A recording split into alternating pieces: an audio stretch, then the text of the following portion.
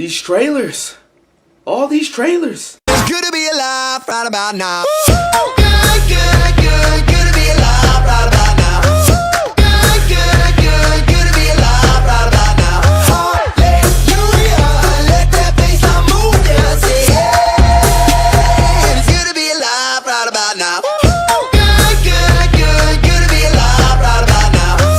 Good, good, good, good to be alive right about now. Gotta do it, right? So we just got the second trailer for X-Men Apocalypse. What do I think about this trailer? Well, I'm gonna tell you what I do like and I'm gonna tell you what I don't like. So let's jump right in, shall we? The X-Men trailer starts off with a call back to the original X-Men's ending where you see Magneto and Professor Xavier having a conversation when he asks, Doesn't it ever wake you up in the middle of the night?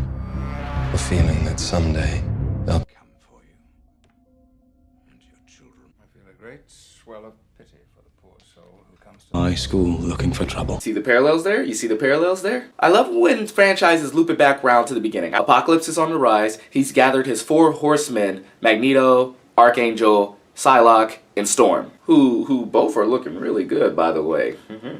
He's gonna push his ideology of only the strong will survive, and that means world destruction everywhere. And I mean everywhere. You see nukes flying up into the sky, you see cars flying up into the abyss, getting ripped to shreds, mostly by Psylocke. And you could tell that this is gonna be an all-out war between Apocalypse and the X-Men, who's probably gonna face their greatest battle to date. First thing I like about this, the scale of it. The scale of it looks ginormous. Nothing like we've seen in any of the X-Men movies or trailers before. This thing looks huge. The fight scenes look bigger, the shots look bigger. Everything about this is bigger. I mean, when it comes to movies, I don't know about you guys, but when it comes to movies, I love it when 2 teams go head to head and we see those one-on-one battles, and we look like we're gonna get a lot of those. I'm talking about the battle between Psylocke and Beast, Nightcrawler, welcome back buddy, against Archangel, as well as Storm and Cyclops. And this is gonna be interesting, seeing how these 2 are gonna be running a team together. So to see that these 2 are fighting like this, see how that relationship plays out in future X-Men, because let's be honest, they're gonna make more X-Men movies. To see that relationship play out would be very interesting to see after what they've already been through. But my number one question is, when Apocalypse, you know, grows bigger and everything, and he like kind of crushes this one guy, like kind of throws him up against the wall, who is that exactly? I know a lot of people are saying that that's Professor Xavier, but think about this.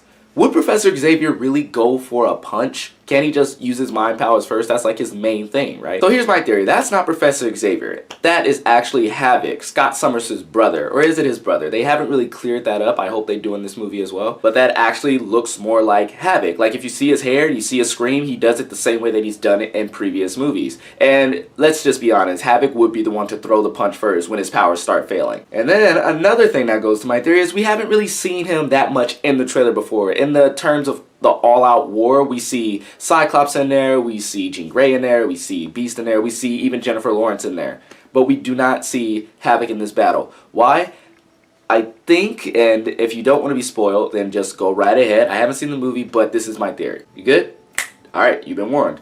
I think Havoc's gonna die in this one, and I think that would be a great way to kind of, if they don't address the whole brother situation like they did in the comics, it would be a great way to just kind of end Havoc's character right there. That way they don't have to worry about him and Cyclops being together in further movies. It'll be a nice way to tie that whole thing up. If he dies, let's hope they give him a memorable death. If he doesn't, let's hope they get some splaining to do. Another thing I like about this is that I think the stakes are going to be ginormous. I mean, think about it. We got these brand new kids. They're probably just new to the school, just learning their powers. And then Jennifer Lawrence comes up and says, hey, you're not students anymore. You're X-Men. We're going to war. If I was them, I'd be like, what? For going from this tiny little jump to actually fighting for your life is a big step, especially for a young X-Men to take who are just learning their powers. So if you look at a lot of these X-Men's faces, they look like they are not ready for this at all. I don't even think the X-Men from the original trilogy would be ready for something this big. So to put this on the backs of children, because these guys look really young. Like, I would like to see how that whole story shakes out. How Cyclops, Nightcrawler, and Jean Grey find it within themselves to take on this gigantic threat who is freaking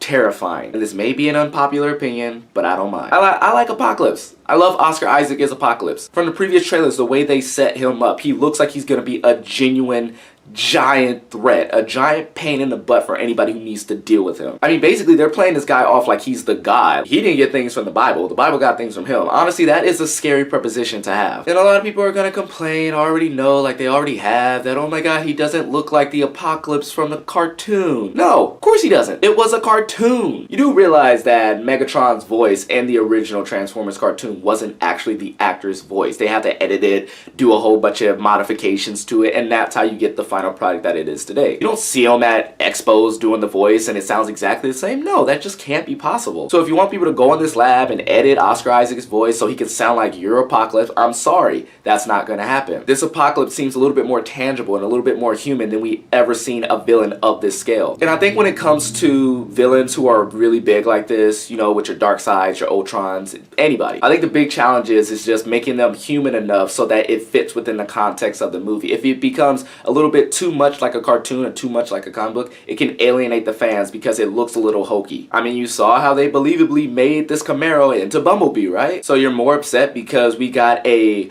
Apocalypse who looks more human than anything else? I thought human characters is what we wanted. Let me stop.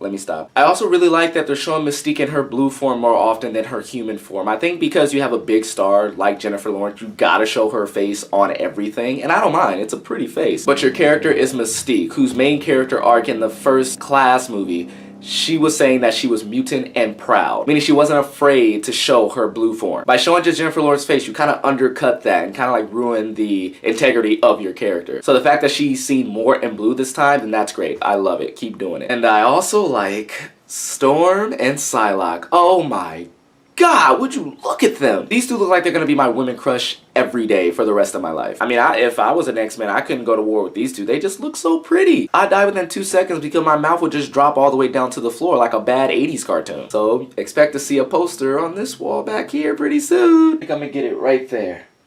Right there. Alright, what I didn't like about this trailer, it is pretty much the more of the same that we saw already. We will burn their world and from the ashes do a better one. Oh, and then the Four Horsemen being all sulky around. Oh, he controls us. The world needs the X-Men. We got it. Set up the war. Show a little bit of the war. X-Men. I'm worried that if we keep seeing these same scenes over and over and over again, these are the only scenes that the movie has to offer. Like, I should have said this in my Sausage Party review, but the best parts look like they have been shown.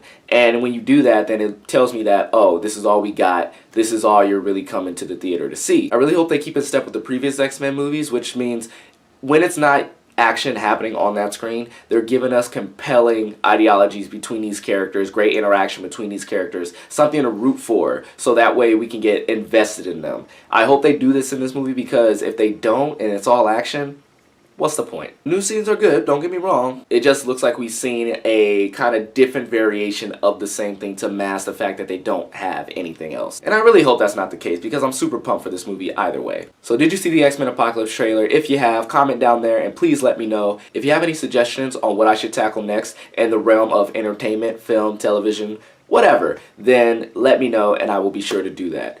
I will be doing my review of Season 2 of Daredevil, which I'm super pumped for. You guys know that already. So I might not be making a video for a while because I gotta binge that, like, right now. Right now. So remember, guys, I love you. I'm Juju, and I'm out.